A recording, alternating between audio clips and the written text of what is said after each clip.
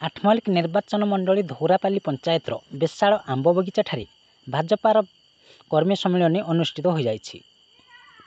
ପୂର୍ବତନ ମନ୍ତ୍ରୀ ସଞ୍ଜୀବ କୁମାର ସାହୁ, ଆଠମଲ୍ଲିକ ବିଧାୟକ ରମେଶ ସାଏ, ବରିଷ୍ଠ ନେତା ହୃଦାନନ୍ଦ ପ୍ରଧାନ, ସମ୍ବଲପୁର ସାଂସଦଙ୍କ ପ୍ରତିନିଧି ପ୍ରବୋଧ ବେହେରା, ଜିଲ୍ଲା କାର୍ଯ୍ୟକାରିଣୀ ସଦସ୍ୟ ଅଖିଳ ପ୍ରଧାନ, କିଶନନଗର ମଣ୍ଡଳ ସଭାପତି ଅର୍ଜୁନ ପାଣ୍ଡେ, ପୂର୍ବତନ ଜିଲ୍ଲା ପରିଷଦ ତିମିର ନାୟକ, ଜିଲ୍ଲା କୃଷକ ମୋର୍ଚ୍ଚା ସଭାପତି ଅଜିତ ପ୍ରଧାନ, ଧୌରାପାଲିର ପୂର୍ବତନ ସରପଞ୍ଚ ବୃଷଭ ସ୍ୱାଇଁ, ରତ୍ନାକର ପ୍ରଧାନ, ମତିଲାଲ ପ୍ରଧାନ, ସରୋଜ ସାହୁ, ସନ୍ତୋଷ ଦାସ, ଶରତ ଦାସ, ଯୁବ ମୋର୍ଚ୍ଚା ସଭାପତି ଜିତେନ୍ଦ୍ର ସାହୁ ପ୍ରମୁଖ ଉପସ୍ଥିତ ରହି ଆଗାମୀ 2024 ନିର୍ବାଚନରେ କିପରି ବିଜେପିକୁ ସୁଦୃଢ଼ କରିବା ଓ ବିପୁଳ ପରିମାଣରେ ଭୋଟ ଦେଇ ବିଜୟ କରିବାକୁ ବୈଠକରେ ଆଲୋଚନା ହୋଇଥିଲା।